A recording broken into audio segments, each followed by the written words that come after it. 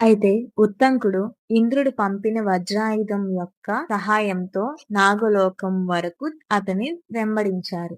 అయితే ఉత్తంకునికి వెంబడించిన వారే తక్షకుడు. చివరకు తక్షకుడు భయపడి ఆ కుండలాలను ఉత్తంకునికి ఇచ్చివేశారు. అప్పుడు ఉత్తంకుడు సరైన సమయానికి వచ్చి గురుపత్నికి వానిని ఇచ్చి ఆశీర్వాదం పొందాడు. తర్వాత గురువు అనుమతి తీసుకొని అతడు హస్తినాపురానికి వచ్చారు. ఉత్తంకునికి తక్షకుని మీద పట్టరాని క్రోధం కలిగింది. దానికి ప్రతీకారం తీర్చుకోవాలని అనుకున్నారు. ఆ సమయానికి హస్తినాపురానికి చక్రవర్తి అయిన జనమేజయుడు తక్షశిలను జయించి తిరిగి వచ్చారు. ఉత్తంకునితో ఇలా అన్నారు: రాజా, తక్షకుడు నీ తండ్రిని కాటివేశారు.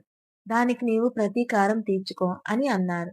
అప్పుడు కశ్యపుడనే బ్రాహ్మణుడు నీ తండ్రికి రక్షించడానికి వస్తుంటే తక్షకుడు అతనిని వెనక్కి తిప్పి పంపేశాడు. నీవిప్పుడు సర్పయాగం చేసి ఆ హోమాగ్ని పాపాత్ముడైన ఆ తక్షకుని అందులో భస్మం చేయి అని అన్నారు. నీవు సర్పయాగం చేస్తే నీ తండ్రి మృత్యువునకు ప్రతీకారం తీర్చుకున్నట్లవుతుంది.